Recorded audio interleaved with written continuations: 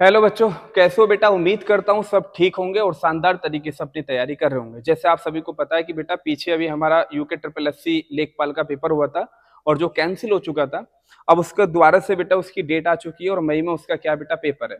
और आप सभी ने कमेंट करा बेटा या मैसेज करे आप सभी ने बहुत सारे कि सर आप जल्दी से वीडियो लाइए, हमें रिवीजन कराइए, हमारी प्रैक्टिस सेट लगाइए जिससे हमारी तैयारी और अच्छी होए। तो उसके जरिए बेटा मैं फिर से आपके सामने आया हूं हिंदी की प्रैक्टिस करवाने के लिए। और पहले बेटा हम जो इसमें पढ़ेंगे वो हम पढ़ेंगे सभी चैप्टर वाइज, मतलब कि मैं आपके सामने 50, 60, 70, 80 जितने भी क्वेश्चन होंगे चैप्टर वाइज लाऊंगा और उन्हें अच्छी तरीके से आपका रिवीजन करवाऊंगा, जिससे आप हर एक चैप्टर का कंप्लीट रिवीजन कर लो। और उसके बाद जब सारे चैप्टरों का हमारा रिवीजन हो जाएगा चैप्टर वाइज, तो फिर मैं आपको एक कंबाइंड मतलब कि 20-20 क्वेश्चनों के सेट लेकर आपको पढ़ाऊंगा। और ये आपकी क्लास बेटा जब लो आपका पेपर नहीं होगा डेली आपको यूट्यूब पर मिलेगी और इसकी पीडीएफ वगैरह मैंने आपको पता है कि ग्रुप है उसमें आपको मिल जाया करेगी। ठीक है, तो स्टार्ट करते हैं। आज का जो हमारा चैप्टर होगा बेटा वो हमारा बड़माला होगा। कोशिश ये करेंगे कि इस बड़माला चैप्टर में से या इस रिवीजन जो हम करेंगे तो इसमें से कोई क्वेश्चन हमारा ना जाए और एक एक क्वेश्चन अगर मान लो बड़माला से कोई क्वेश्चन आ रहा है पेपर में तो यहां से ना बचे। ठीक है, स्टार्ट करते हैं बेटा। आज का पहला क्वेश्चन क्या है जरा ध्यान से पढ़िए कि भाषा की सबसे छोटी इकाई को क्या कहा जाता है। ठीक है, ऑप्शन है बेटा वर्ण, उच्चारण, पद या शब्द। ठीक है, तो अगर इसके आंसर की बेटा हम बात करें तो अगर इसके आंसर की अगर हम बात करें बेटा तो इसका आंसर क्या होगा बेटा कि भाषा की जो सबसे छोटी इकाई होगी बेटा फिर हमें लगानी पड़ेगा कि यहाँ पर आंसर ए वर्ण। आंसर क्या होगा बेटा वर्ण होगा। क्यों होगा? अगर मान लो वर्ण नहीं होता, वर्ण नहीं होता तो फिर इसका आंसर बेटा क्या होता? ध्वनि होता। क्या होता? फिर इसका आंसर ध्वनि होता। क्यों होता? इसके बारे में आपको बताता हूं। क्योंकि जो भाषा की कुल इकाइयां होती हैं, याद रखना, जो भाषा की कुल इकाई हैं, तो भाषा की कुल इकाई जो होती हैं, तो भाषा की जो कुल इकाई है बेटा वो कितनी है? कुल मिलाकर आपकी 8 इकाइयां हैं। कितनी है? 8। तो भाषा की कुल इकाई कितनी होती है? 8 होती हैं। जिसमें मैं आपको एक बार सर ये बता दूं बेटा कि कौन कौन सी इकाइयां होती है भाषा की। 8 इकाइयां। पहली होती है बेटा आपकी ध्वनि। क्या है बेटा? आपकी ध्वनि। ध्वनि के बाद आपका फिर बेटा क्या बना? वर्ण बना। ठीक है, उसके बाद वर्ण के बाद बेटा तीसरी इकाई होती है आपकी अक्षर। और अक्षर के बाद देखेंगे तो बेटा चौथी इकाई होती है आपकी शब्द। क्या होती है? शब्द। और शब्द के बाद आपकी जो पांचवी इकाई है उसका नाम है आपका क्या? पद। क्या है बेटा? आपका पद। तो पांचवी इकाई पद होती है। जबकि छठी इकाई की बात करेंगे तो वो होती है आपकी बेटा पदबंध। क्या होती है? पदबंध। और पदबंध के बाद सातवीं अगर इकाई की बात करेंगे तो वो होती है आपकी उपवाक्य। और उसके बाद अगर पूछेंगे बेटा आठवीं, तो आठवीं इकाई होती है आपकी वाक्य। ठीक है, तो ये सभी जो 8 इकाइयां हैं, इन 8 इकाइयों में अगर हम देखेंगे तो सबसे छोटी इकाई मानी गई है ध्वनि। ठीक है, इस ध्वनि को हम कई कई नामों से पुकार सकते हैं। इस ध्वनि को भाषा की मौखिक इकाई के नाम से जाना जाता है। अगर पूछेगे कि भाषा की प्रथम मौखिक इकाई क्या है, तो भाषा की प्रथम मौखिक इकाई आपको क्या बतानी है? ध्वनि बतानी है। जबकि ये जो बेटा आपका वर्ण है, इस वर्ण की अगर बात करूं तो ये भाषा की सबसे छोटी लिखित इकाई होती है। कैसी इकाई होती है? ये भाषा की सबसे छोटी लिखित इकाई होती है। और जबकि भाषा की सबसे छोटी मौखिक इकाई पूछेगा तो आपको क्या बतानी है? ध्वनि बतानी है। लेकिन अगर मान लो ऑप्शन में यहाँ पर ध्वनि और वर्ण दोनों होते, ऑप्शन में मान लो अगर ध्वनि भी होता और आपका बेटा यहाँ पर क्या होता? वर्ण भी होता, और क्वेश्चन केवल यही होता कि भाषा की सबसे छोटी इकाई क्या है, तो फिर हमें आंसर लगाना पड़ता ध्वनि। क्यों? क्योंकि ध्वनि और वर्ण में जो पहली इकाई है वो कौन सी मानी जाती है? ध्वनि मानी जाती है। हाँ, अगर नाम देकर पूछता, ये कहता कि भाषा की सबसे छोटी मौखिक इकाई, तो फिर हमें आंसर केवल ध्वनि देना पड़ता। और नाम देकर खाली यही कहता कि भाषा की सबसे छोटी लिखित इकाई, तो हमें आंसर देना पड़ता आपका वर्ण। तो उम्मीद करता हूं आपको पहला क्वेश्चन समझ में आ गया होगा। कभी भी अगर पूछेगा कि भाषा की सबसे छोटी इकाई को क्या कहा जाता है? वर्ण। और भाषा की मौखिक इकाई को ध्वनि। और भाषा की लिखित इकाई को क्या कहा जाता है बेटा? वर्ण कहा जाता है। और भाषा की कुल इकाइयां कितनी होती है? 8 होती है। चलिए अगले क्वेश्चन की ओर बढ़ते हैं बेटा। अगला क्वेश्चन देखोगे आप बेटा यहाँ पर, तो अगला क्वेश्चन देखो बेटा। अगला क्वेश्चन कह रहा है कि जिनकी ध्वनि केवल मुख से निकलती है वे क्या कहलाते हैं? बताइए बेटा। जिनकी ध्वनि केवल मुख से निकलती है उनको क्या कहते हैं? जिनकी ध्वनि केवल मुख से निकलती है, वृत्ताकार स्वर कहलाते हैं वे, समृद्ध स्वर कहलाते हैं, अनुनासिक स्वर कहलाते हैं, या आपके बेटा निर्नुनासिक स्वर कहलाते हैं। बताइए, जिनकी ध्वनि केवल मुख से निकलती है। देखो मैं आपको बता दूं कि अगर इसका आंसर सबने लगाया होगा बेटा आपका कौन सा, डी, तो ये आपका करेक्ट आंसर होगा। क्यों होगा इसके बारे में समझते हैं। बात करें बेटा यहां पर, तो आप सभी को ये जानकारी होनी चाहिए कि नासिका के आधार पर जो स्वर होते हैं, किसके आधार पर बेटा, नासिका, नासिका के आधार पर जो स्वरों को बांटा गया है, नासिका के आधार पर। तो नासिका के जो आधार पर स्वर होते हैं, आधार पर जो बेटा आपके स्वर होते हैं, उनकी अगर बात करें तो उनको दो प्रकार से बांटा गया है, मतलब कि दो कैटेगरी से उन्हें बांटा गया है। तो कभी अगर पूछे कि नासिका के आधार पर स्वर कितने होते हैं, तो आप सभी को दो बताने। एक जो होता है बच्चों, वो कौन सा होता है, जिसे हम कहते हैं अनुनासिक स्वर। क्या कहते हैं उसे, अनुनासिक स्वर, अनुनासिक स्वर, ठीक है, अनुनासिक स्वर की अगर बात करें। दूसरा होता आपका बेटा कौन सा, निर्नुनासिक स्वर, निर्नुनासिक स्वर, निर्नुनासिक स्वर कहते हैं, ठीक है। इस निर्नुनासिक स्वर को बेटा हम मौखिक स्वर के नाम से भी जानते हैं। इनको क्या कहते हैं हम, मौखिक स्वर के नाम से भी जानते हैं। अब सवाल यह आता है कि अनुनासिक स्वर किन्हें कहते हैं, जिन स्वरों का उच्चारण करते समय वायु जो होती है ना, क्योंकि वायु फेफड़ों से निकलती है, वायु जो होती है मुख और नाक दोनों द्वार से अगर बाहर आ रही है तो समझ लेना वो अनुनासिक स्वर है। और जिन स्वरों का उच्चारण करते समय वायु केवल मुख द्वार से बाहर आ रही है तो उसको कहते हैं बेटा निर्नुनासिक स्वर, ठीक है। तो जो अनुनासिक स्वर है, इसके अगर संबंध की बात करें तो इसका जो संबंध है बेटा वो केवल किससे, नाक और साथ में प्लस में मुंह, नाक और मुख, नाक और मुख दोनों से होता है।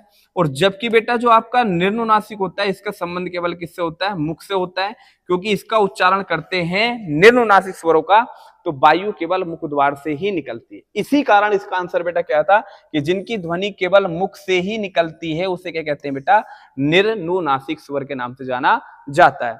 और अनुनासिक स्वर बेटा ये वे स्वर होते हैं जिनका उच्चारण करते समय वायु मुख और नाक दोनों द्वार से क्या होती है, आपकी बाहर निकलती है, ठीक है। तो ये चीज आपको क्लियर होगी समझ में। अगला क्वेश्चन चले बेटा, चलिए अगले क्वेश्चन की अगर बात करें बेटा आपसे, तो अगला क्वेश्चन देखिए जरा शब्द ने। अगला क्वेश्चन कह रहा है आपसे बेटा कि बताइए कि भाषा की मूल इकाई क्या है। देखो फिर से अभी मैंने आपको बताया था कि भाषा की कुल इकाइयां कितनी होती हैं, 8 होती हैं। यहां पर कह रहा है कि भाषा की मूल इकाई क्या है, अक्षर, ध्वनि, संकेत या वर्णमाला। मूल का मतलब क्या होता है बच्चों, मूल का मतलब होता है छोटी। मूल का अर्थ क्या होता है, मूल का अर्थ होता है छोटा, ठीक है, छोटा कह दो या मूल माने छोटी कह दो, ठीक है। तो मूल का अर्थ होता है छोटा या आपका छोटी। तो कहने का मतलब ये हो गया कि इसका तात्पर्य ये है कि भाषा की मूल या भाषा की सबसे छोटी इकाई क्या है, तो आप आंसर क्या दोगे बेटा, यहाँ पर ध्वनि दोगे, ठीक है। क्या दोगे, ध्वनि। अगर मान लो ध्वनि नहीं होता, ध्वनि नहीं होता तो सीधी सी बात आपको मैंने बता दिया, तो आंसर क्या देना पड़ता, हमें वर्ण देना पड़ता। और भाषा की जो कुल इकाइयां होती है वो कितनी होती है, आपकी 8 होती हैं। चलिए जैसे कि मैं आपको बता दूं, अगर बेटा अगर बात करें कि अगर ये पूछे, एक क्वेश्चन बन जाता है कभी अगर पूछे आपसे इकाइयों में, अगर कभी पूछे आपसे कि बताइए कि भाषा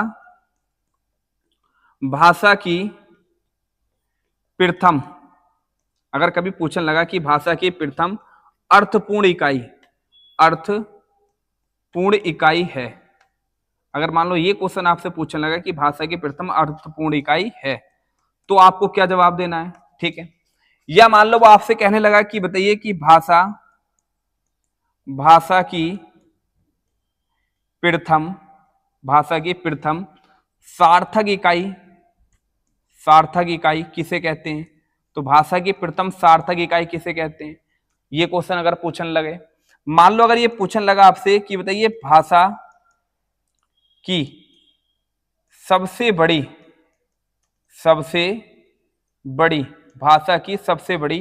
सार्थक इकाई किसे कहते हैं, सार्थक इकाई किसे कहते हैं, अगर ये क्वेश्चन आपसे पूछने लगे तो क्या जवाब देना है। मान लो अगर ये पूछने लगा आपसे कि ये बताइए कि भाषा की अंतिम इकाई किसे कहते हैं, भाषा की अंतिम इकाई किसे कहते हैं, अंतिम इकाई किसे कहते हैं। तो ये 4 आपके क्वेश्चन बेटा याद रखने हैं कि भाषा की, मैंने आपको बताया कि भाषा की मौखिक इकाई ध्वनि, भाषा की प्रथम लिखित इकाई वर्ण, और भाषा की सबसे छोटी इकाई आपकी ध्वनि।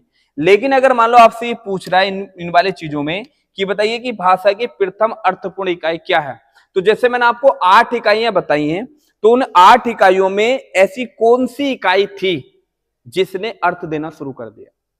जिसने अर्थ देना शुरू करा है, तो याद रखना अर्थ देना जो शुरू करा है वो दिया है आपका शब्द ने, तो इसी कारण इसका आंसर क्या होगा? शब्द होगा। ठीक है। अगर कभी पूछेगी भाषा की प्रथम अर्थपूर्ण इकाई क्या है, तो आपको शब्द बताना है। और पूछेगी भाषा की प्रथम सार्थक इकाई, प्रथम सार्थक इकाई भी पूछेगा तो आपको बच्चों शब्द ही बताना है। ये बात भी याद रखना कि प्रथम वो ऐसी कौन सी इकाई है जो प्रथम मतलब पहली इकाई जो अर्थ देना शुरू कर रही है। सार्थक का मतलब जिस इकाई का क्या हो? अर्थ हो। ठीक है, तो वो इकाई कौन सी है जिसने अर्थ देना शुरू करा, वो सार्थक कहलाएगी। तो वो भी आपका क्या बेटा? शब्द है। लेकिन अगर पूछ रहा है कि भाषा की सबसे बड़ी सार्थक इकाई, अब बताना है कि इन 8 इकाइयों में वो कौन सी इकाई थी, कौन सी इकाई थी जो सबसे बड़ी है और उसका अर्थ निकलता है। तो सीधी सी बात है भैया, सबसे बड़ी तो आपकी वाक्य थी और वाक्य का बेटा क्या निकलता है? एक अर्थ होता है।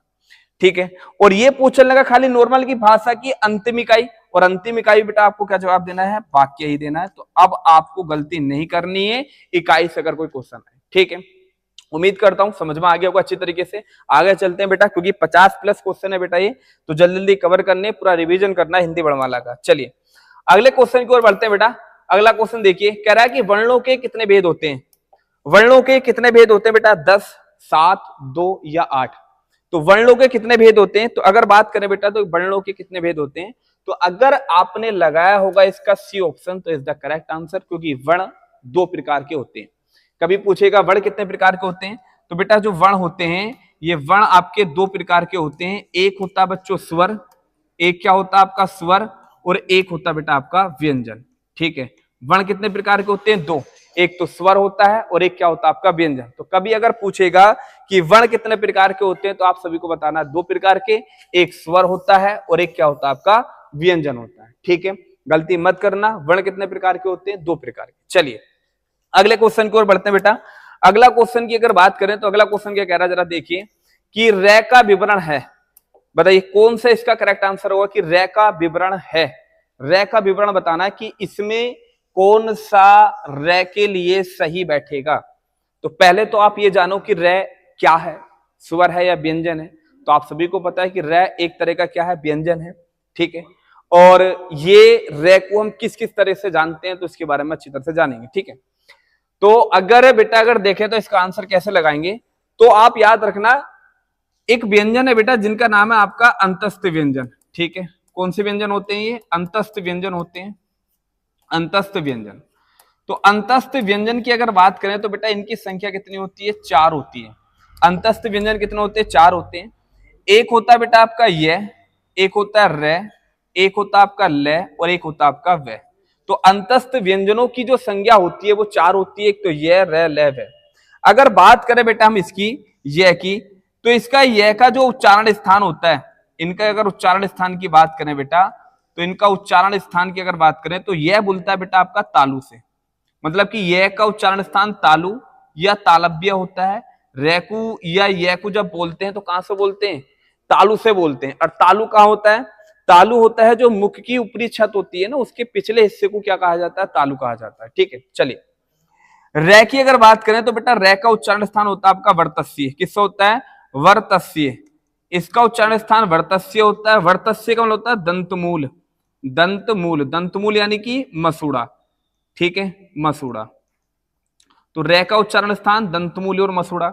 जबकि ले की बात करें तो ये भी सेम बेटा यही है, वर्तस्य है, साथ में बेटा आपका दंतमूल है, दंतमूल है। ठीक है, और साथ में बेटा आपका क्या है? मसूड़ा है। ठीक, चलिए जबकि इस बै की बात करें बेटा तो ये बै का जो उच्चारण स्थान होता है इसको कहा जाता है दंतोष्टीय। क्या कहा जाता है इसको? दंतोष्टीय। कभी भी अगर पूछे कि दंतोष्टीय व्यंजन किसको कहा जाता है, तो आप सभी को बताना है बिना पेट चिरा वाला बै जो होता है इसको दंतोष्टीय कहा जाता है। मतलब कि जब इसका उच्चारण करते हैं तो ऊपर के दांत और प्लस निचले होठ, ऊपर के दांत और निचले होठ का प्रयोग करके आपका ये बै बोलता है। इसी कारण ये दंत प्लस ओष्ठ से बना है, इसलिए इसको कहा जाता है दंतोष्टीय। ठीक है, चलिए उसके बाद अगर देखें बेटा यहां पर, तो इन चारों की अगर चर्चा करें हम ध्यान से, तो आपसे पूछेगा कि ये बताइए इन चारों में ऐसे कितने हैं जो आपके अल्पप्राण हैं। ये तो आप जानते होंगे अल्पप्राण महाप्राण किसे कहते हैं। प्राणत के आधार पर जो व्यंजन होते हैं वो दो प्रकार के होते हैं। प्राणत के आधार पर व्यंजन कितने होते हैं बेटा? दो प्रकार के। कभी पूछे आपसे कि बताइए प्राणत के आधार पर व्यंजन कितने होते हैं, तो प्राणत्व के आधार पर जो व्यंजन है बेटा तो वे होते हैं आपके दो प्रकार के होते हैं। ठीक है, दो में एक होता है बेटा आपका कौन सा? अल्प प्राण। कौन से होते हैं आपके बेटा? अल्प प्राण व्यंजन होते हैं। और दूसरे होते हैं बेटा आपके महाप्राण व्यंजन, ये आप अच्छी तरह जानते होंगे। ठीक है, और जबकि बेटा एक होता है घोषत्व के आधार पर। किसके आधार पर? घोषत्व के आधार पर। तो घोषत्व के आधार पर पूछेगा, घोषत्व के आधार पर अगर व्यंजन पूछेगा तो भी आपके बेटे कितने बताने हैं? दो बताने हैं। एक आप सभी को याद होना चाहिए बेटा सघोष, ठीक है, या इसको हम घोष भी कह सकते हैं। और एक होता बच्चों आपका अघोष। क्या होता है आपका? अघोष। तो मतलब ये दोनों चीजें याद रखनी है आपको। अंतस्थ व्यंजन पूछेगा तो चार बताने, जबकि अगर प्राणत के आधार पर व्यंजन पूछेगा कितने प्रकार के होते हैं? दो, अल्पप्राण और महाप्राण। घोषत के आधार पर व्यंजन पूछेगा तो दो, सघोष और अघोष। ये प्राणत के आधार पर अल्प का मतलब क्या होता है? कम, और बेटा प्राण का मतलब होता है वायु। अर्थात जिन व्यंजनों का उच्चारण करते समय अगर आपके मुख से वायु कम निकल रही है उनको अल्पप्राण व्यंजन कहते हैं, और जिन व्यंजनों का उच्चारण करते समय अगर मुख से वायु ज्यादा निकल रही हो तो उनको महाप्राण कहते हैं। तो सवाल ये है कि जो चार व्यंजन हैं क्या इनका उच्चारण करते समय मुख से वायु ज्यादा आ रही है या कम आ रही है? तो याद रखना इन चारों व्यंजनों का उच्चारण करते हैं तो मुख से वायु कम आती है। इसी कारण ये चारों के चारों बच्चे क्या कहलाते हैं? ये चारों के चारों बच्चों यहां पर ये अल्प प्राण कहलाते हैं। क्या कहलाते हैं? अल्प प्राण। तो कभी अगर पूछे कि ये रे ले वे ये चार के चार क्या है, तो ये चार के चार बेटा आपके अल्प प्राण है। जबकि घोषत के आधार पर सघोष किसे कहते हैं? कि जिन स्वरों का उच्चारण करते समय अगर स्वर तंत्रियों में कंपन होता है, ठीक है, उन्हें सघोष कहते हैं। और जिनका उच्चारण करते समय जो स्वर तंत्रियां होती है हमारी कंठ तालु मूर्धा ओष्ठ, इनमें कंपन नहीं होता उनको अघोष कहते हैं। तो इन व्यंजनों का जब उच्चारण करते हैं तो उच्चारण करते समय बेटा याद रखना स्वर तंत्रियों में कंपन होता है। इसी कारण इनको चारों को क्या कहा जाता है? सघोष, या बेटा इनको क्या कहा जाता है? घोष कहा जाता है। ठीक है, दूसरी चीज अलग से अगर कभी पूछेगा इनमें बेटा कि जो आपके यह और क्या होते हैं? ये बै होते हैं। ये एक ऐसे स्वर होते हैं जो कभी स्वर की भांति काम करते हैं और ये कभी बेटा आपके व्यंजन की भांति काम करते हैं। तो इसी कारण बेटा इनको यह और वह को अर्ध स्वर के नाम से भी जाना जाता है। क्या कहा जाता है? इनको अर्ध स्वर भी कहा जाता है। तो कभी अगर पूछे बेटा यह और वह, इनको क्या कहा जाता है? अर्धस्वर। और बेटा एक नाम और याद रखना, इनको श्रुति मूल वर्ण भी कहा जाता है। इनको श्रुति मूल वर्ण के नाम से भी जानते हैं। श्रुति मूल वर्ण के नाम से भी इनको हम जानते हैं। ठीक है, तो यह वह ये अर्धस्वर। कभी पूछेगा अर्धस्वर किसे कहते हैं? यह वह को इनको श्रुति मूल वर्ण भी कहा जाता है। जबकि बेटा इसमें जो रे होता है, इस रे को अलग से याद रखना बेटा, इस रे को अलग से हम क्या कहते हैं? इस रे को अलग से बेटा कहा जाता है लुंठित व्यंजन। क्या कहा जाता है इसको अलग से? इसे लुंठित या बेटा इसको प्रकंपित व्यंजन कहते हैं, क्योंकि लुढ़क कर स्पर्श करते हैं इसलिए इनको लुंठित या प्रकंपित व्यंजन के नाम से भी जाना जाता है। तो ये पॉइंट आपको याद रखना है। जबकि इसमें एक बेटा आपका लय है। किसकी बात करूं मैं? इसमें लय की। तो इस लय को क्या कहा जाता है? तो इस लय को कहा जाता है पार्श्विक व्यंजन। क्या कहा जाता है बच्चों? इसे कहा जाता है पार्श्विक व्यंजन। पार्श्विक व्यंजन। तो ये पॉइंट आपको याद रखना है कि पार्श्विक व्यंजन किसे कहा जाता है? लय को। अब इसके अकॉर्डिंग बेटा यहां पर आप लगा दो इसका आंसर कि बेटा इसका आंसर क्या होगा। देखो इसमें पूछा है चार में केवल रे के बारे में, तो बताओ बेटा रे क्या है? वर्तस्य है। चलिए रे वर्तस्य है, ठीक है। लुंठित है, सही है। सघोष है, सही है। अल्पप्राण है, बिल्कुल बात बिल्कुल आपकी सही है। तो इज द करेक्ट आंसर बेटा क्या होगा? ए। अब बताओ ये सारी चीज जिसे पता होगा तभी तो वो उन क्वेश्चन को लगा पाता है, क्योंकि रे को हम वर्तस्य भी कहते हैं, रे एक लुंठित भी होता है, सघोष भी होता है और साथ में क्या होता है? अल्पप्राण। तो इसलिए आंसर इसका क्या लगेगा बेटा? A option. उम्मीद करता हूं आपको अच्छी तरीके से समझ में आ गया होगा। आप अच्छी तरीके से इसका रिविजन करना, कोई क्वेश्चन नहीं बचेगा। ठीक है, चलिए अगले क्वेश्चन की ओर बढ़ा बेटा, अगले क्वेश्चन की ओर चलें। चलिए अगला क्वेश्चन देखिए बेटा सब जने जरा, अगले क्वेश्चन की ओर चलते हैं बेटा। तो अगला क्वेश्चन कह रहा है कि लिपि चिन्हों के क्रमबद्ध समूह को क्या कहा जाता है? तो आप सभी को पता होगा बेटा, लिपि चिन्हों के क्रमबद्ध समूह को क्या कहते हैं? वर्णमाला। क्या कहते हैं बेटा? वर्णमाला। कि वर्णों व अक्षरों के व्यवस्थित व क्रमिक संगठन को भी वर्णमाला कहा जाता है और लिपि चिन्हों के क्रमबद्ध समूह को भी वर्णमाला कहा जाता है। वर्णमाला में वर्ण कितने प्रकार के होते हैं? अगर कभी पूछने लगा कि बताइए वर्णमाला में वर्ण कितने प्रकार के होते हैं, तो वर्णमाला में जो बेटा आपके वर्ण होते हैं, मैं अभी मैंने पीछे बताया था, वो दो ही प्रकार के होते हैं। एक तो बेटा आपका क्या होता है? स्वर, और एक क्या होता है आपका बेटा व्यंजन। तो वर्णमाला में व्यंजन कभी पूछेगा कि वर्णमाला में वर्ण कितने प्रकार के हैं, तो दो ही बताने, स्वर और व्यंजन। उम्मीद करता हूं समझ में आ गया होगा।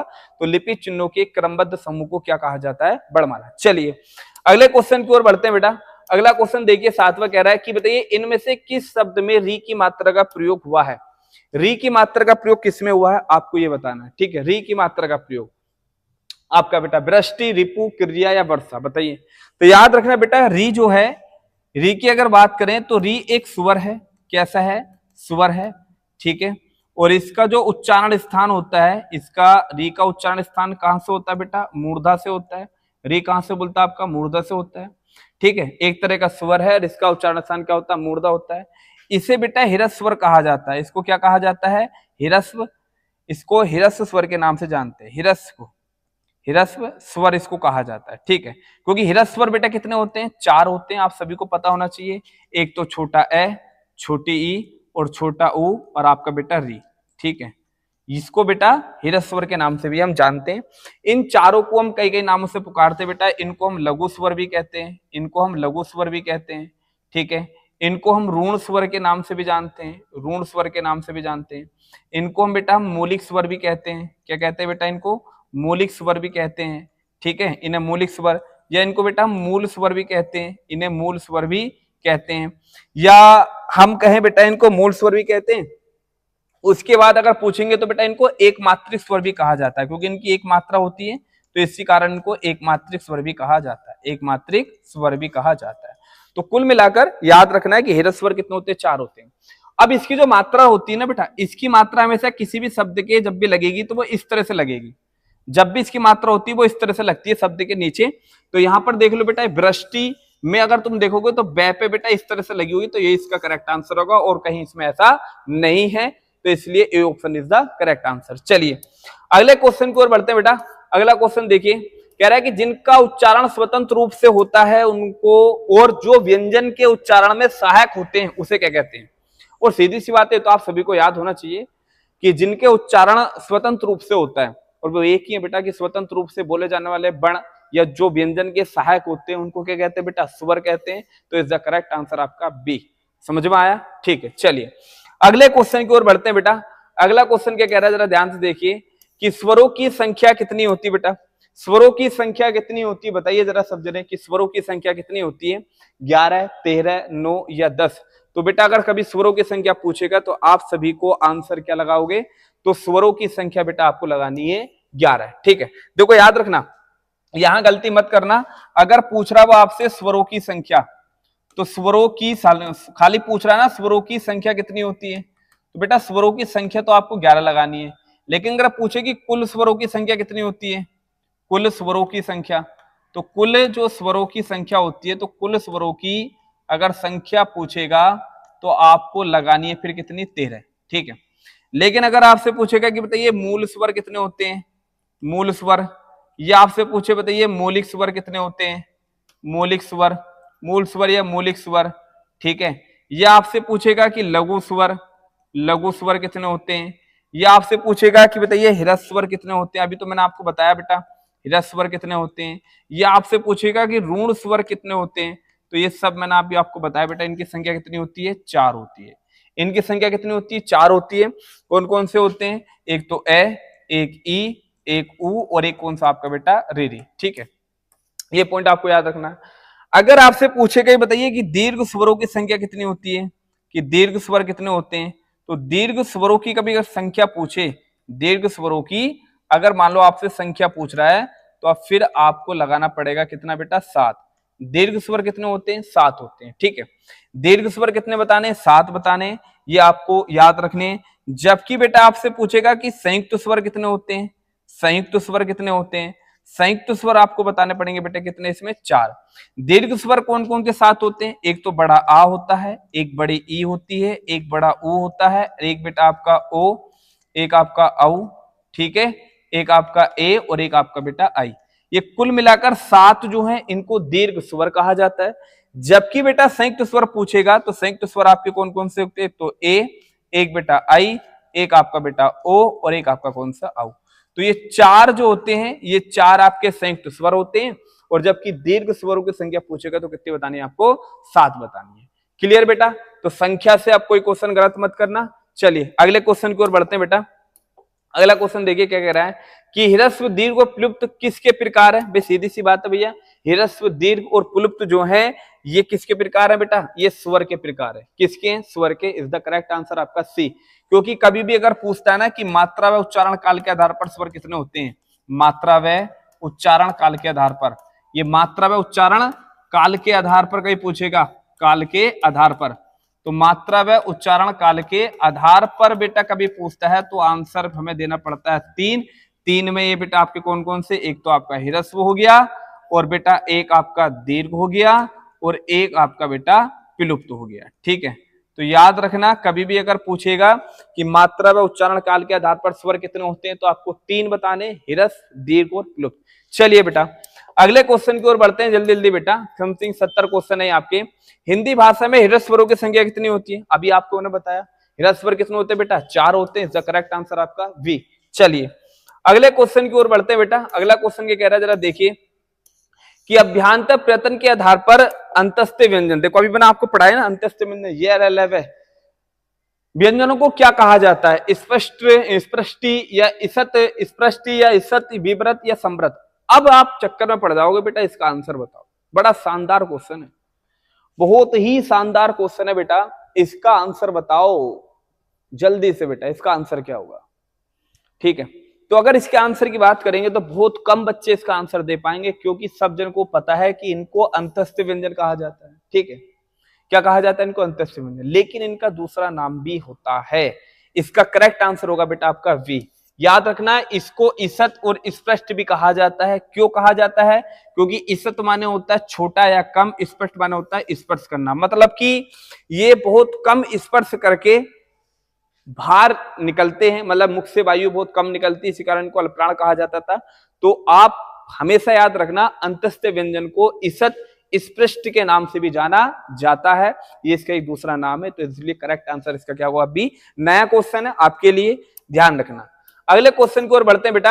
अगले निम्नलिखित में कौन सा संयुक्त स्वर नहीं है? बताइए बेटा। अब यहां पर तुम फिर फंसोगे, इस क्वेश्चन में तुम फिर फंसोगे बच्चों कि संयुक्त स्वर नहीं है, क्योंकि संयुक्त स्वर तो बेटा मैंने आपको 4 लिखवाए हैं, तो आराम से कर लोगे आप, कोई दिक्कत नहीं है। बताइए संयुक्त स्वर कौन सा नहीं है?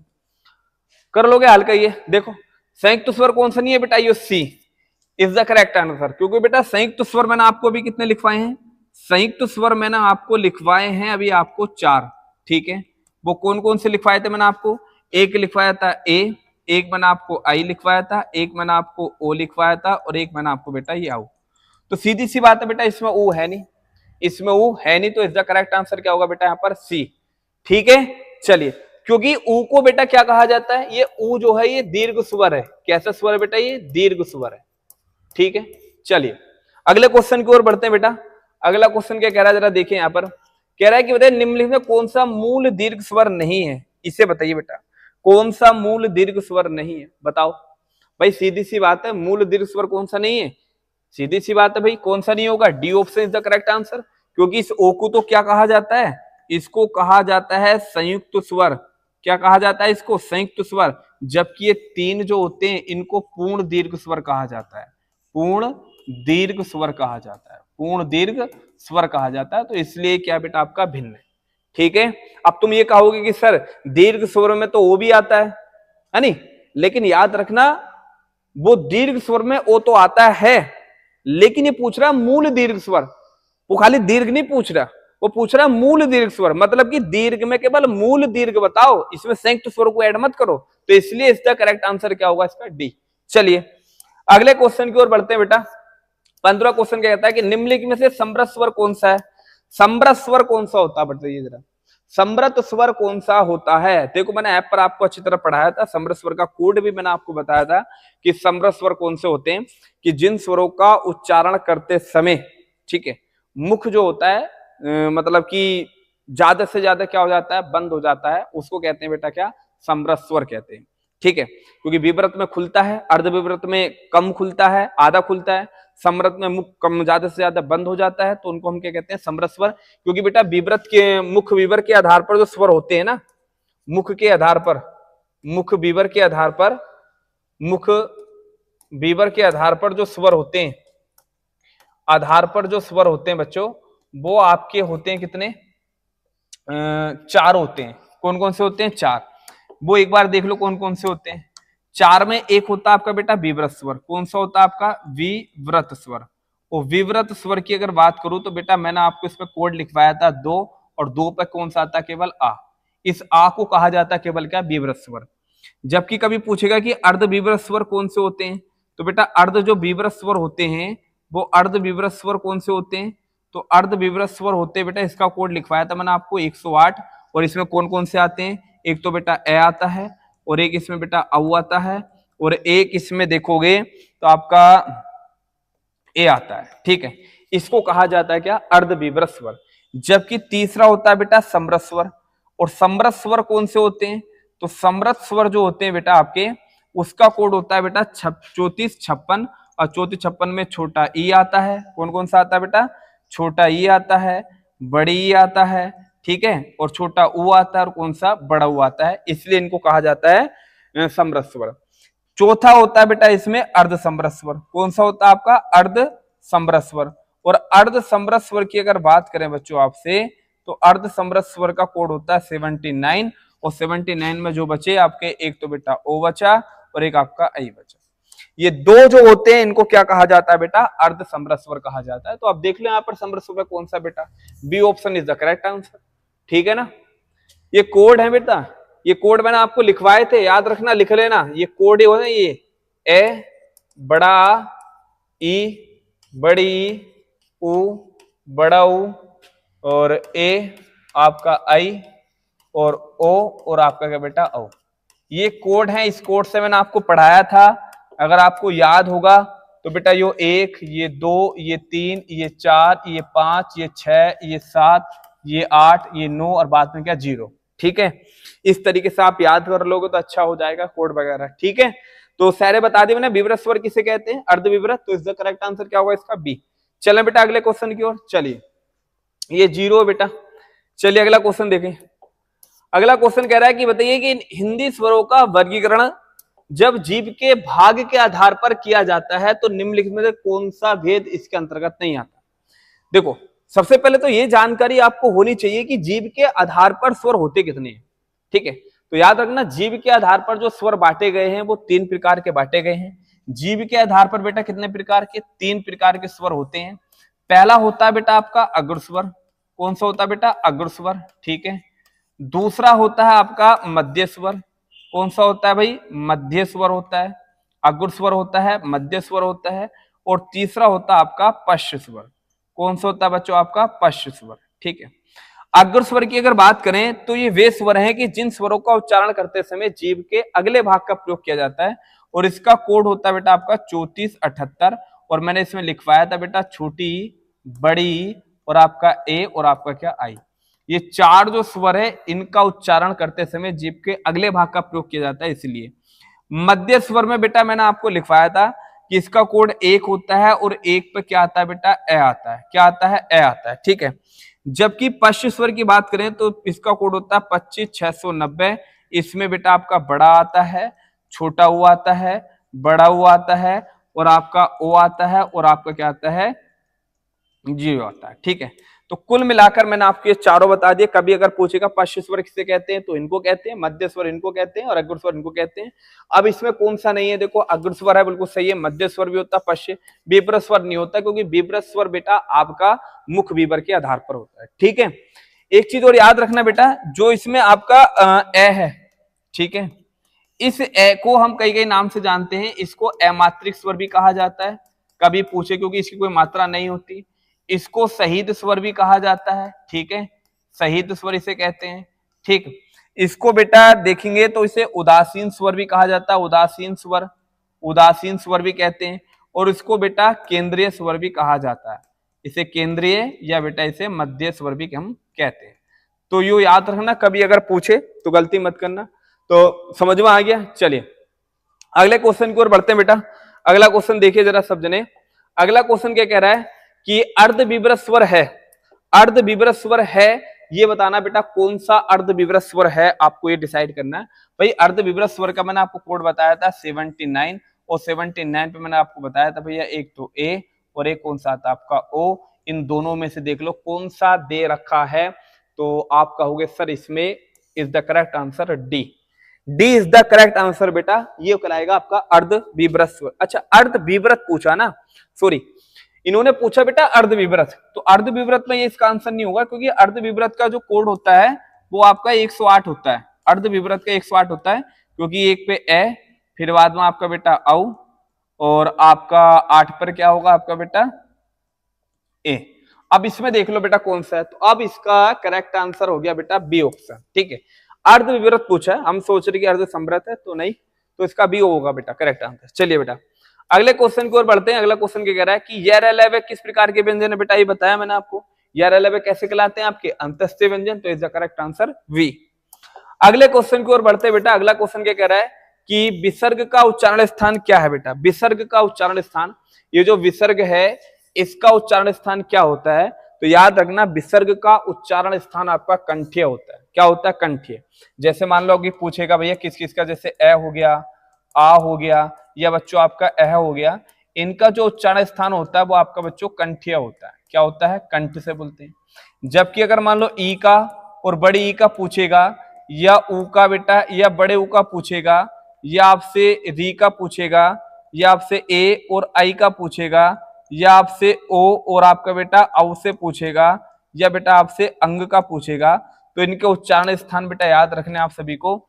ई और बड़ी ई का होता है बेटा तालु। क्या होता है, तालु। जो ई और बड़ी होती है इनका उच्चारण स्थान कभी पूछेगा तो आपको तालु बताना है। तालु का मतलब तालव्य। ठीक है, ऐसी ऊ और बड़ा ऊ का उच्चारण स्थान बेटा आपका ओष्ठ्य होता है। क्या बताना आपको, ओष्ठ्य। जबकि री का उच्चारण स्थान बच्चों आपको मूर्धा बताना है। ठीक है, जबकि ए और ई का कंठ ओष्ठ्य बताना है। क्या बताना आपको, कंठ ओष्ठ्य बताना है, नहीं कंठ तालव्य। ए और ए क्या होते बेटा, कंठ तालव्य, कंठ तालव्य बताना है, ये बात आपको याद रखनी है। जबकि इनका उच्चारण स्थान आपका कंठ ओष्ठ्य होता है। क्या होता है, कंठ ओष्ठ्य होता है। और जबकि बेटा ये अंग जो होता है ना, अंग, ये आपका अनुनासिक होता है। क्या होता है आपका, अनुनासिक, अनुनासिक होता है। ये वाले बहुत मेन है बेटा, याद रखना, कई बार एग्जाम में पूछे गए हैं। इनको मैंने आपको बता दिया बेटा, इनको क्या कहा जाता है, चारों को संयुक्त स्वर। इनको चारों को संयुक्त स्वर के नाम से हम जानते हैं। ए और आई ये कंठ और तालव्य। ठीक है, ये कंठ प्लस तालव्य इनको कहा जाता है, मतलब इनका उच्चारण स्थान है। इनका कंठ प्लस ओष्ठ्य। क्लियर है, नोट कर लेना बेटा अच्छी तरीके से। चलिए अगले क्वेश्चन की ओर बढ़ते हैं। 20वां क्वेश्चन देखिए जरा सब जने। कंठ ओष्ठ्य दीर्घ स्वर है। अरे भाई अभी तो बताया मैंने आपको, कंठ ओष्ठ्य, कंठ प्लस ओष्ठ्य, तो is the B option correct answer. ठीक है, अब तो बताने की जरूरत नहीं है ना, तो is the B correct answer है।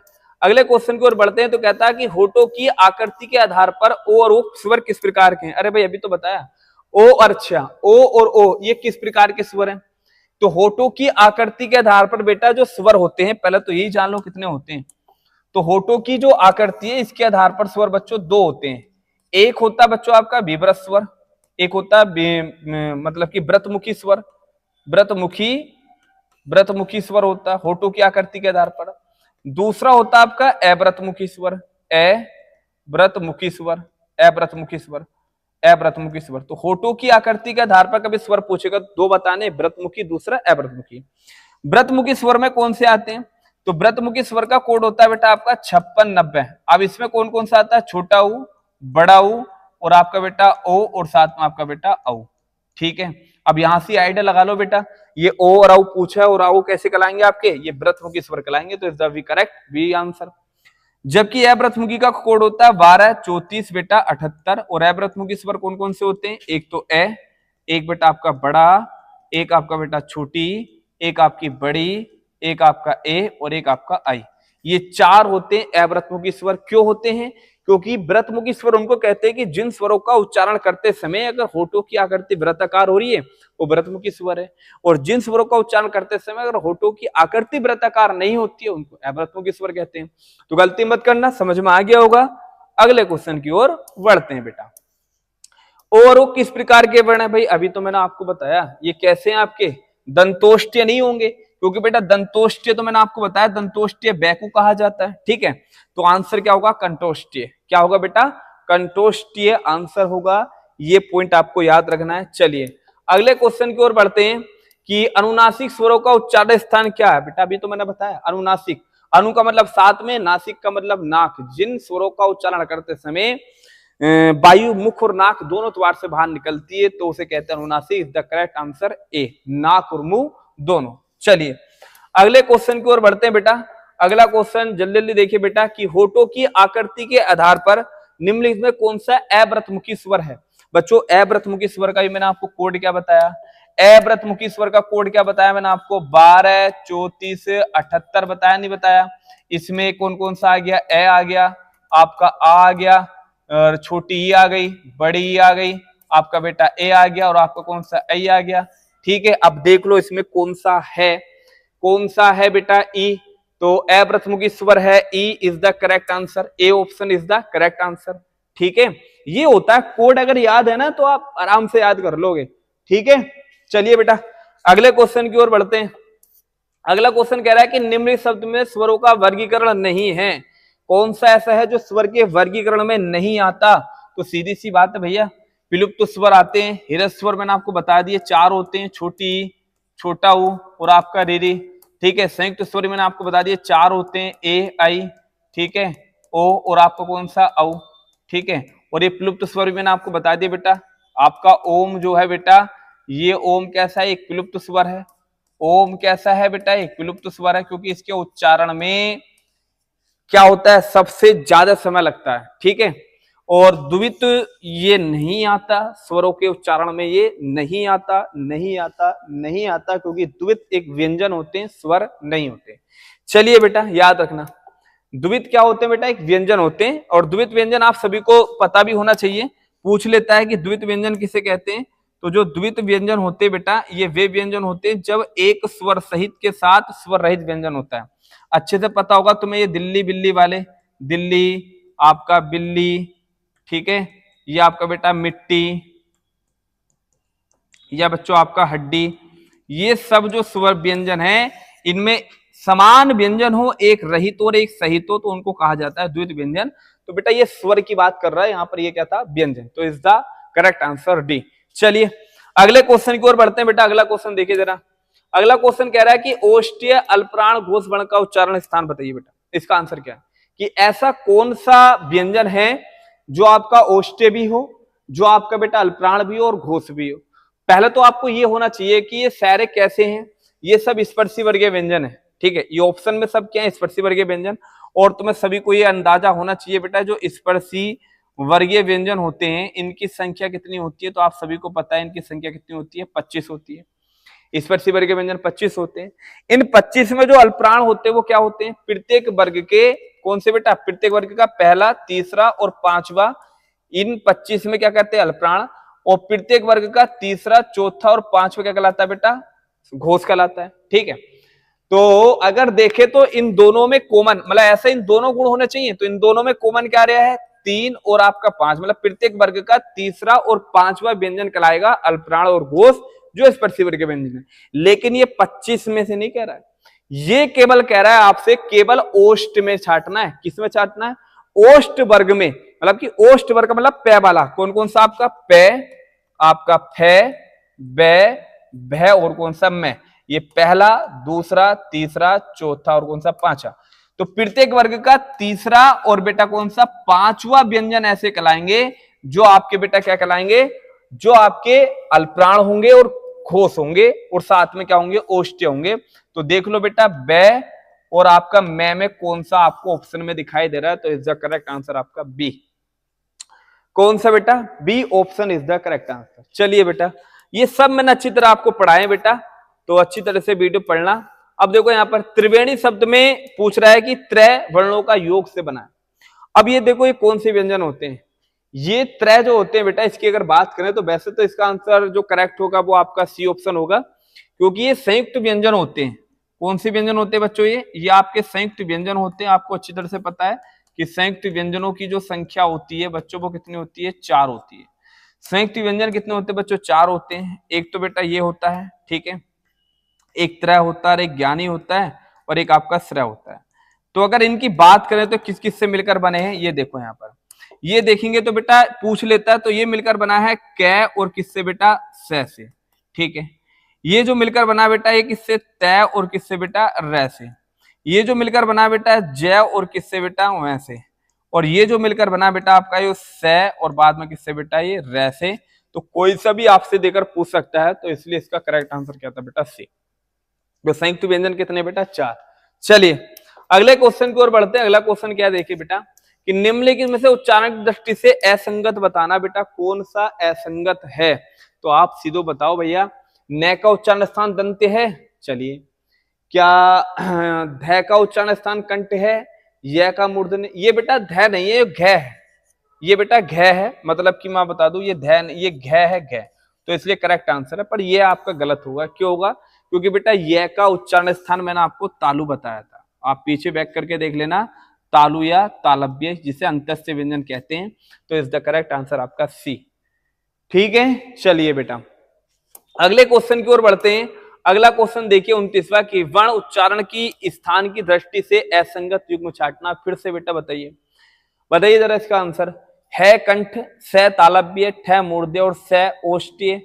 बताइए जरा भाई, यही तो आपका आंसर है। अरे ये D option is the correct answer. भाई स जो है ये स आपका दंत्य होता है। ठीक है, स कैसा होता है, दंत्य होता है, ना कि आपका ओष्ठ्य होता है। तो इज द करेक्ट आंसर आपका डी। चलिए बेटा अगले क्वेश्चन की ओर बढ़ते हैं। अगला क्वेश्चन 30वां देखिए जरा, कि देखो जरा बेटा यहाँ पर मिलान करना। बेटा मिलान करना है इसका अच्छी तरीके से कि स क्या है, बताइए। तो अभी मैंने आपको क्या बताया कि स का उच्चारण स्थान क्या होता है, दंत।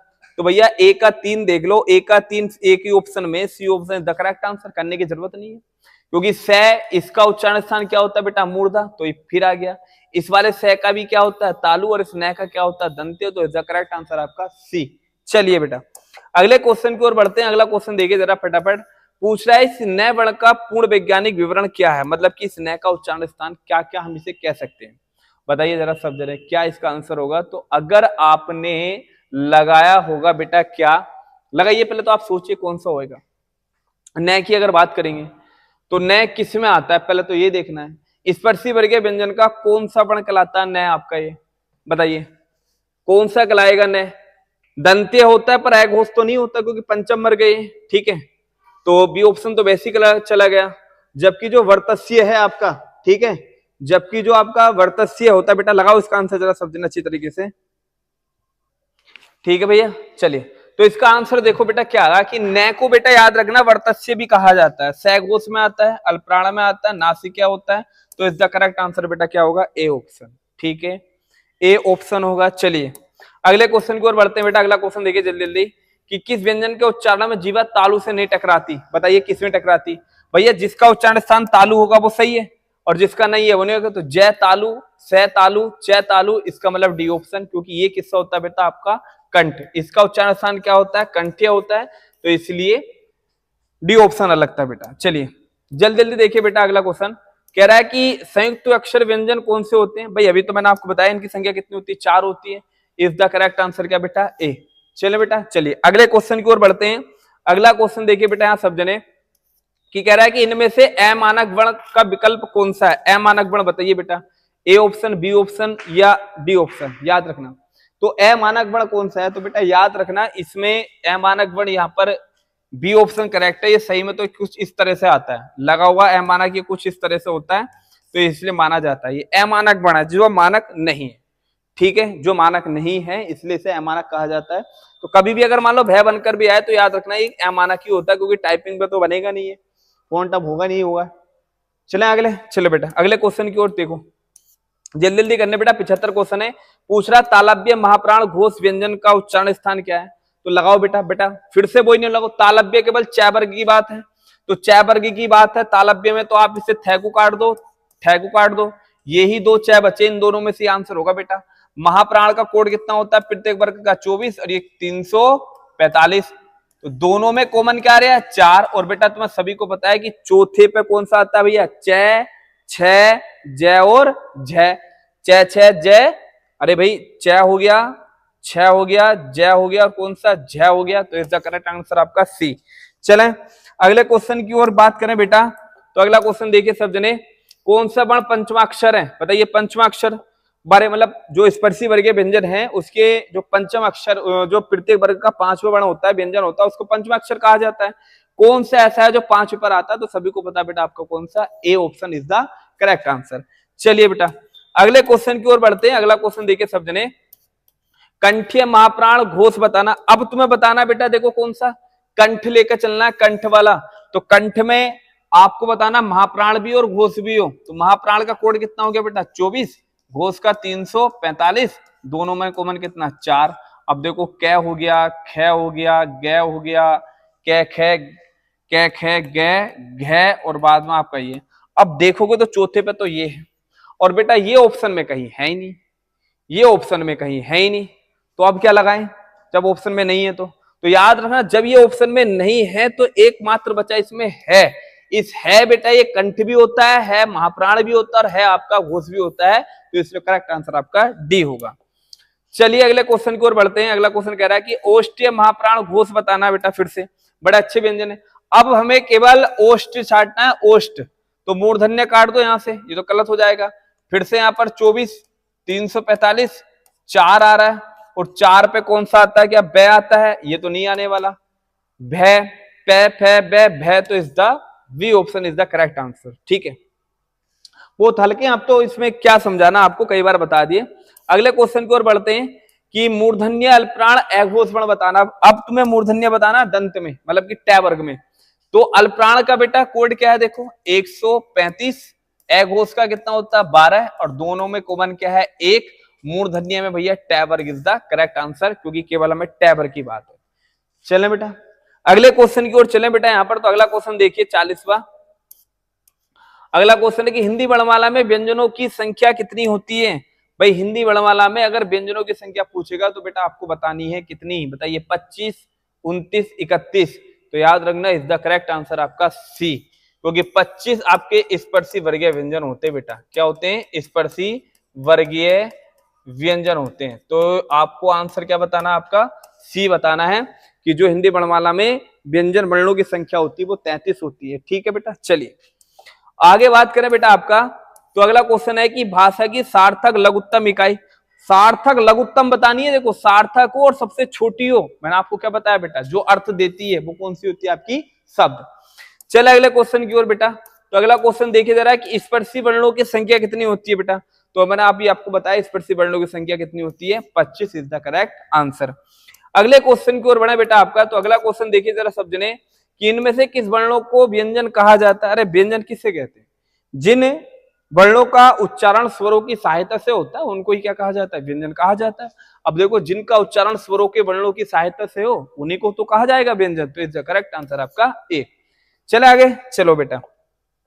अगले क्वेश्चन की अगर बात करें तो कह रहा है कि ओष्ठीय अल्पप्राण अघोष बताना बेटा। तो ओष्ठीय अल्पप्राण अघोष की अगर बात करें तो बेटा अल्पप्राण का कोड होता है 135, अघोष का 345, दोनों में कॉमन क्या रहा 3 और आपका 5, लेकिन ओष्ठ होना चाहिए पै वर्ग का, और 3 पै हो गया, फै हो गया, पै फै बै भै और कौन सा मैं, और 3 5 पर बै is the correct answer is the we.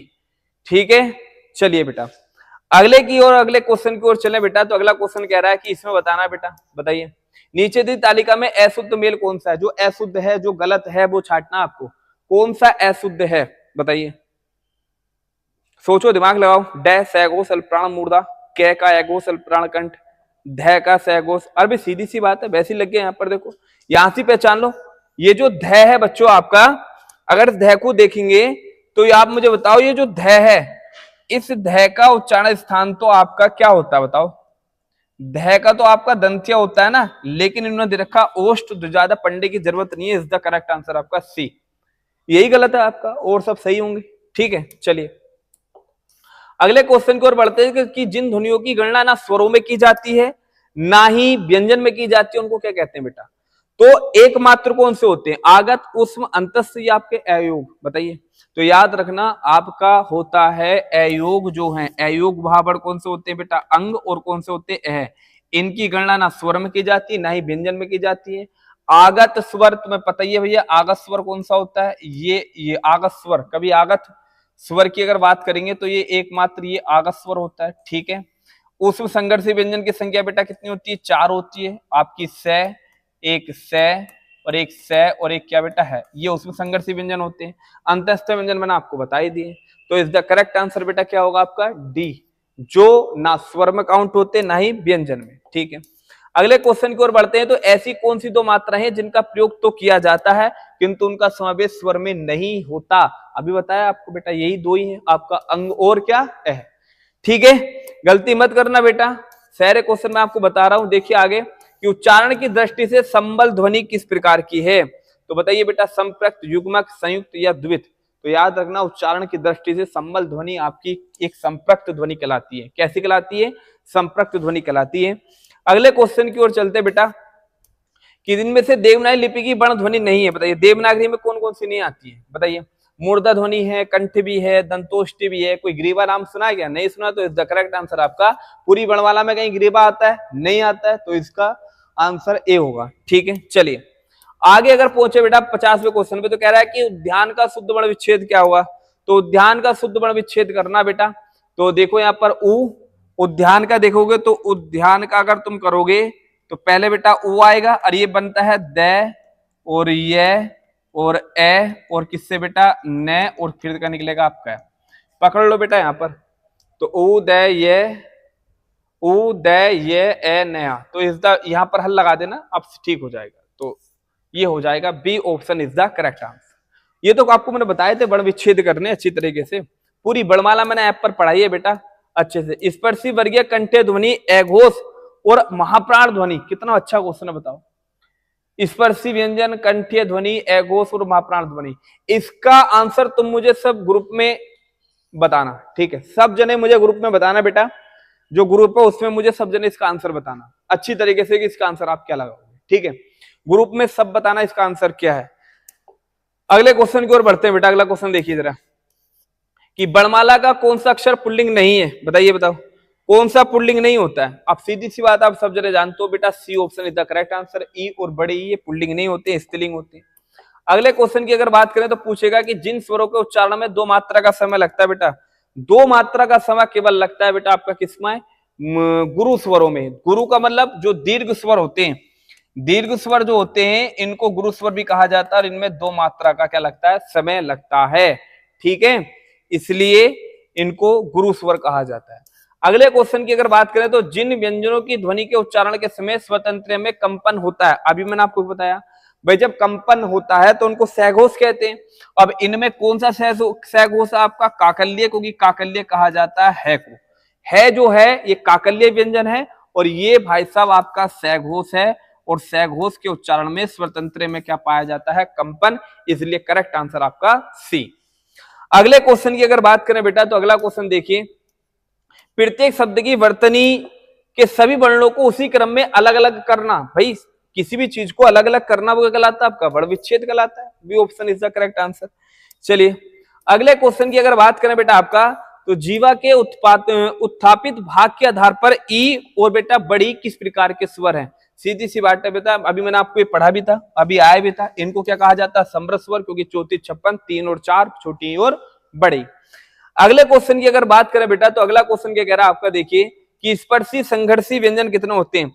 संघर्षी अलग होते हैं, इस पर संघर्षी अलग होते हैं। तो इस पर संघर्षी की अगर बात करेगा तो ये 6 जय वाले होते हैं, जबकि उस संघर्षी की बात करेगा तो वो कितने होते हैं बेटा आपके 4 होते हैं 6 वाले।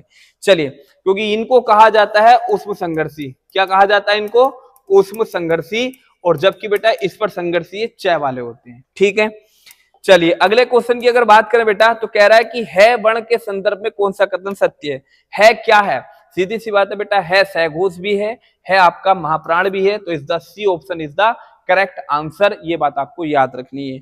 अगले क्वेश्चन की अगर बात करें बेटा आपका 59वां, कि री को वर्णमाला में क्यों स्वर क्यों माना जाता है जबकि इसका उच्चारण स्थान जैसा है। क्योंकि बेटा इसलिए माना जाता है क्योंकि ये एक स्वतंत्र है, क्योंकि इसका उच्चारण स्थान क्या है बेटा, स्वतंत्र है, इसलिए इसको हम वर्णमाला में स्वर माना जाता है, ठीक है। ये व्यंजन की भांति भी बोलता है, रै के अकॉर्डिंग आती है इसके साथ री की हिंदी में, लेकिन ये स्वतंत्र है इसलिए इसको माना जाता है, तो is the correct answer A. अगले क्वेश्चन की अगर बात करें बेटा 7वां, तो संयुक्त स्वर और दीर्घ स्वर के बीच मुख्य अंतर के आधार पर बताइए कि इनमें से कौन सा मूल दीर्घ स्वर है।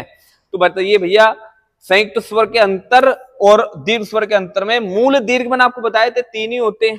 मूल दीर्घ एक तो आ और एक बड़ी ई और एक बड़ा ऊ, इनमें से देख लो कौन सा। C option is the correct answer. मूल दीर्घ स्वर ये होते हैं बस केवल 3। अगले क्वेश्चन की अगर बात करें बेटा आपका 61वां, कह रहा आपसे कि सभी स्वर दीर्घ हैं। भाई दीर्घ कौन कौन से? दीर्घ पकड़ लो भाई, जो दीर्घ हैं तो आपके A option is the correct answer. ठीक है, पीडीएफ आपको ये व्हाट्सएप ग्रुप पे मिल जाएगी, आप अच्छे से पढ़ लेना उसमें। ठीक है, चलिए इतना टाइम काफी हो जाएगा तो मैं इसे पूरा कंप्लीट कर देता हूं। कितने क्वेश्चन रह गए? 62। कि वर्तस्य ध्वनि में कौन सी ध्वनि लुंठित भी है? बताइए कौन सी ध्वनि लुंठित है, ये आपको डिसाइड करनी है। लुंठित कौन सी ध्वनि है? तो लुंठित आपकी मैंने आपको बताई थी बेटा कौन सी? रै एक ध्वनि ऐसी है जो बेटा कैसी आपकी लुंठित ध्वनि है, तो ये बात याद रखनी है। चलिए अगला क्वेश्चन देखिए बेटा, कह रहा है कि भाई ऋणय और ढ ध्वनि किस प्रकार की ध्वनि कहलाती है? तो बेटा इनको हम उच्छिप्त व्यंजन भी कहते हैं और साथ में इनको तड़नजात व्यंजन के नाम से भी जानते हैं। उच्छिप्त और तड़नजात व्यंजन के नाम से भी हम जानते हैं। अगले क्वेश्चन की अगर बात करें तो कह रहा है भाई कंठ तालव्य, सीधी सी बात है, कंठ तालव्य मैंने आपको बताया कौन से? सी इज द करेक्ट आंसर, ए और आपका क्या? आई। ठीक है बेटा, अगले क्वेश्चन की अगर बात करें बेटा यहाँ पर 65वां, तो निम्नलिखित में कौन सा दीर्घ स्वर है? बताइए दीर्घ स्वर मैंने आपको क्या बताया अभी, जब दीर्घ स्वर पूछेगा तो आपको बताना पड़ेगा आ, क्योंकि ये कैसे है बेटा? संयुक्त स्वर है। तो इसका करेक्ट आंसर क्या हो गया बेटा? A option. ये कैसा स्वर है आपका? दीर्घ स्वर। ठीक है, अगले क्वेश्चन की अगर बात करें बेटा आपसे, तो अगला क्वेश्चन है कि हिंदी में मूल स्वर और दीर्घ स्वरों की संख्या कितनी होती है? भैया मूल स्वर कितने होते हैं? 4। दीर्घ स्वर कितने होते हैं? 7। तो इसका करेक्ट आंसर आपका ए। ठीक है, चलिए अगले क्वेश्चन की अगर बात करें बेटा आपसे, तो अगला क्वेश्चन कह रहा है कि बताइए कि क्या अंतस्थ व्यंजन सहघोष और अल्पप्राण होते हैं? सही बात है, जितने भी अंतस्थ व्यंजन होते हैं इनको हम क्या कहते हैं? सहघोष भी कहते हैं, साथ में इनको अल्पप्राण भी कहते हैं। कि हाँ सभी, ये बात क्या आपकी बेटा सही है। अगले क्वेश्चन की अगर बात करते हैं बेटा, तो अगला क्वेश्चन है आपका तालव्य स और मूर्धन्य स के उच्चारण मुख्य अंतर किसका होता है? ये आपको बताना है। तो बेटा वायु की मात्रा का, जीवा के स्पर्श स्थान का, स्वर तंत्रों के कंपन का, होठों की बनावट के आधार पर। तो स और स, सीधी सी बात है भैया, ये तालु से बोलता है, ये आपका मूर्धा से बोलता है, तो जीवा के स्पर्श स्थान का ही इसमें अंतर होता है। तो इज द करेक्ट आंसर आपका क्या होगा बेटा? बी होगा। ठीक है, अगले क्वेश्चन की अगर बात करें बेटा आपका 17वां क्वेश्चन, कि पै वर्ग के व्यंजनों का उच्चारण बिना के संभव में नहीं होता। तो पै वर्ग हमेशा, जब भी पै आप बोलोगे तो वो बिना होठों के नहीं बोल सकते हो, पै का उच्चारण स्थान होठों की सहायता से ही होगा। तो इज द करेक्ट आंसर आपका क्या होगा बेटा? बी होगा। ठीक है, अगले क्वेश्चन की अगर बात करते हैं बेटा, तो अगला क्वेश्चन कह रहा है कि वर्णमाला में 52 वर्णों में अयोग बार उच्छित व्यंजन को हटा देने पर मूल वर्णों की संख्या कितनी होती है? तो बेटा अयोग बार 2 होते हैं, उच्छिप्त भी कितने होते हैं? 2 होते हैं। 4 हटा दो तो कुल 52 वर्ण है, तो कितने बचे आपके बेटा यहाँ पर? 48 इज द करेक्ट आंसर। अगले क्वेश्चन की अगर बात करें बेटा आपसे हम, तो अगले क्वेश्चन की अगर बात करें तो ए और ए स्वर के 2 स्वरों में कैसे मेल, मतलब ये जो स्वर है ये किन 2 स्वरों से मिलकर बना है? तो याद रखना ये जो स्वर है वो किन 2 स्वरों से मिलकर बना है? तो ए इज द करेक्ट आंसर। ए और किससे बेटा? आई से। ठीक है, ये इन 2 स्वरों से मिलकर बना होता है, ये बात आपको याद रखनी है। अगला है कि जीवा मूल्य ध्वनि कौन सी है जो अरबी फारसी के प्रभाव से आई है? और बेटा अरबी फारसी के प्रभाव से केवल कौन सी आती है? कै ख गै जय। इन्हें अरबी फारसी के प्रभाव से माना जाता है, इन्हें नुक्ता वर्ण भी कहा जाता है। नुक्ता वर्ण का सुझाव किसने दिया था? आप कमेंट में मुझे बताना। जीवा के माध्यम मध्य भाग से उच्चारित होने वाला स्वर कौन सा है? जो मध्य भाग से होता है, और मध्य भाग से मैंने आपको बताया था बेटा ए का उच्चारण स्थान मध्य भाग से ही होता है।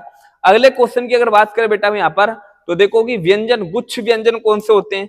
तो गुच्छ व्यंजन वे होते हैं जो बेटा असमान होते हैं। इज द करेक्ट आंसर आपका बी, क्योंकि दिल्ली, कच्चा, सज्जन ये आपके द्वित व्यंजन कहलाते हैं। कैसे कहलाते हैं? द्वित। और आज का बेटा लास्ट क्वेश्चन है, ठीक है, और लास्ट क्वेश्चन बेटा क्या है? जरा ध्यान से, यही लास्ट क्वेश्चन था बेटा। तो 74 क्वेश्चन थे बेटा आपके, जो मैंने आपकी पूरी वर्णमाला से जो मेन क्वेश्चन आपके होने चाहिए थे वो मैंने आपको यहाँ पर बता दिए। ठीक है, उम्मीद करता हूँ आपको क्लास अच्छी लगी होगी। तो बेटा इसको लाइक कमेंट जरूर करना और मुझे बताना कि आपकी प्रैक्टिस कैसे चली। ठीक है, तो मिलते हैं अगली वीडियो के साथ। जय हिंद, जय भारत बेटा।